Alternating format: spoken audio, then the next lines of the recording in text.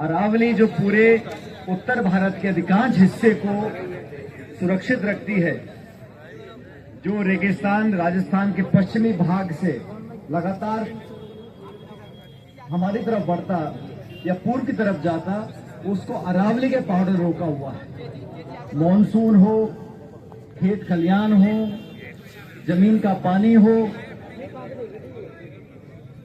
जानवर पशु, पूरे पर्यावरण में लाखों करोड़ों लोगों के लिए एक सुरक्षा कवच और एक ढाल बनकर ये अरावली पर्वतमाला खड़ी हुई है। और आज से नहीं, आदिकाल से है।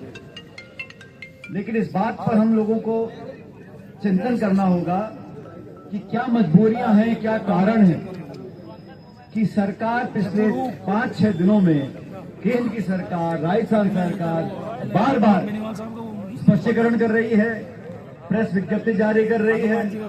क्या ऐसे कारण थे? किन मजबूरियों में हमारी ऐतिहासिक धरोहर को, हजारों साल पुराना ये पर्वत 2 मिनट में करता हूँ, जो आने वाली अनेकों पीढ़ियों की सुरक्षा करता, किन कारणवश इस पूरी अरावली को आप खतरे की ओर ढकेल रहे हो? आज भी सैकड़ों जगह अरावली के पर्वतों में अवैध खनन चल रहा है। बच्चा बच्चा जानता है। आप कोर्ट में क्या हलफनामा देते हो वो अलग बात है, आप धरातल पर जाकर देखो तो सैकड़ों लोग न जाने किसके दबाव में, किसके आशीर्वाद से लगातार अवैध खनन वहां चालू है। जब अवैध खनन को आप रोक नहीं पा रहे, अवैध खनन को रोक नहीं पा रहे और कोर्ट में जाके सरकार बोलती है कि जो 100 मीटर की पहाड़ी है उसको अरावली पर्वत माना जाएगा, उसके नीचे वाली पहाड़ियों को अरावली पर्वत नहीं माना जाएगा। मुद्दा बड़ा छोटा सा और संक्षिप्त है। एक विलायती श्री मर्फी ने यह मापदंड तय कर दिया कि 100 मीटर का पर्वत अरावली कहलाएगा।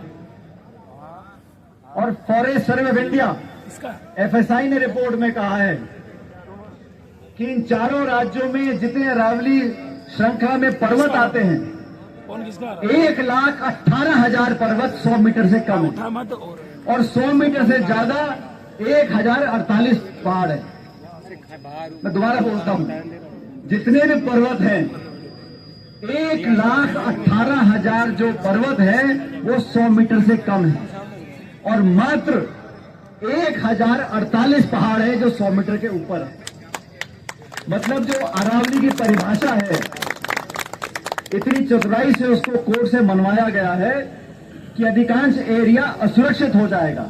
और अब सरकार बोलती है हम बैन लगा रहे हैं। अरे बैन तो 2002 से है। बैन लगाने से कुछ नहीं होता, आपकी नीयत साफ होनी चाहिए। बैन आप कितने भी घोषित कर दो, आज भी वहां पर लोगों को पैसा खिलाओ और वो पहाड़ी खोदने को रोकने वाला नहीं है।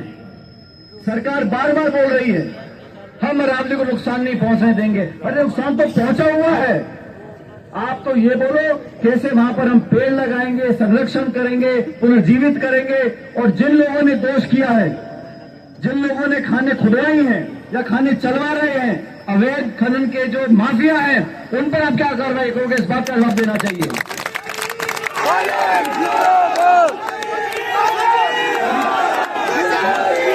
भ्रमित करने की कोशिश की जा रही है। आज कौन नहीं जानता कि उत्तर भारत में, NCR में, दिल्ली हरियाणा में भीषण प्रदूषण है। बुजुर्गों को, बच्चों को लेने, सांस लेने में दिक्कत हो रही है। जलवायु प्रदूषित है, जमीन से जो पानी निकलता है वो प्रदूषित है। हम सारे समाज के लोग, वर्ग, धर्म, जाति, भाषा, उससे ऊपर उठकर आने वाली पीढ़ियों के लिए इस अरावली को सुरक्षित रखने के लिए कौन जिम्मेदार रहेगा, इस बात को तय करना चाहते हैं। मेरा आग्रह सरकार से है, केंद्र सरकार से, राज्य सरकार से, कि कृपया करके सुप्रीम कोर्ट को दोबारा आवेदन करें, परिभाषा को और विस्तारित करें, ताकि जो पहाड़ खोदने के लिए लोग हाथ मिलकर बैठे हैं, जिन लोगों को वहां कौड़ियां काटनी है, जिन लोगों को पत्थर निकालकर मुनाफा कमाना है, अरे कितने लोगों को मुनाफा होगा? 200, 500, 800, 1000। लेकिन करोड़ों लोगों की सेहत और जान पर जो खतरा मंडरा रहा है उसके लिए कौन जिम्मेदार होगा?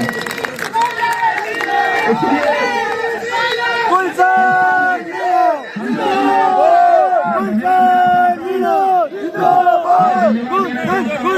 मनोज जी को, एनएसयूआई को, अलग अलग जिलों में, अलग अलग राज्यों में समाज सेवी संस्थाएं, पॉलिटिकल पार्टियां, नौजवान अपने आप इस मुद्दे को उठा रहे हैं। मैं धन्यवाद देता हूं मनोज जी को कि आपने आज ये यात्रा का कार्यक्रम जयपुर में रखा, हम सब लोगों को आमंत्रित किया, क्योंकि नौजवान पीढ़ी है। आप लोगों के जीवन में जो बुजुर्ग लोग हैं उनकी जिंदगी आधी पूरी हो गई, लेकिन आप और आपकी आने वाली पीढ़ी कैसे अपना जीवन व्यतीत करेगी? कैसे आप सुरक्षित रहोगे? अरे खान खोदने से, पत्थर निकालने से, गिट्टी बनाने से, खसल लगाने से आप 2-5 रुपया कमा सकते हो। और ये बात 100 मीटर का नहीं है, ये बात 100 मीटर की नहीं है, ये बात आने वाली 100 पीढ़ियों की है कि हम क्या छोड़ के जाएंगे उनके लिए। इसलिए आप सबसे आग्रह कि शांतिपूर्वक तरीके से सरकार को मजबूर करना हमें आता है। राहुल गांधी जी के नेतृत्व में जब ये 3 काले कानून लाए थे, कांग्रेस पार्टी ने राहुल जी के नेतृत्व में आंदोलन किया था। जब ये भूमि अधिग्रहण कानून को बदलना चाहते थे तो संसद के बाहर राहुल गांधी कांग्रेस पार्टी ने इनको मोर्चा खोला था, हाथ खींचने पड़े थे। और मुझे पूरा विश्वास है जो आज माहौल बना है, जो नौजवानों को आज समझ में आ गया कि हमको बहला फुसला के झूठे आंकड़े प्रस्तुत कर आश्वासित कर हमारे से खिलवाड़ करना चाहते हैं, इस बात को हम होने नहीं देंगे। तो आप सब लोग सारे साथी मिलकर सरकार पर दबाव बनाओ और गांधीवादी तरीके से दबाव, जो जनता का दबाव होता है उसके आगे बड़ी बड़ी सरकारें झुक जाती हैं। मुझे पूरा विश्वास है कि इन बातों को लेकर हम आज सड़कों पर उतरे हैं।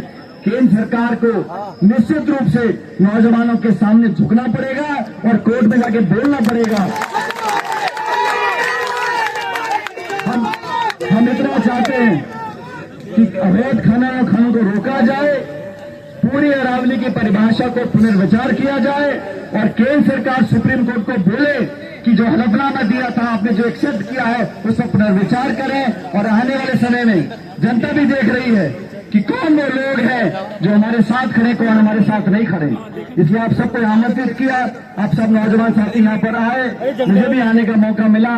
हम सब चलेंगे, जनता का ध्यान आकर्षित करेंगे और दबाव बनाएंगे कि भाजपा की सरकार हमारी बातों को माने और हमारे आप सब लोगों का बहुत बहुत धन्यवाद।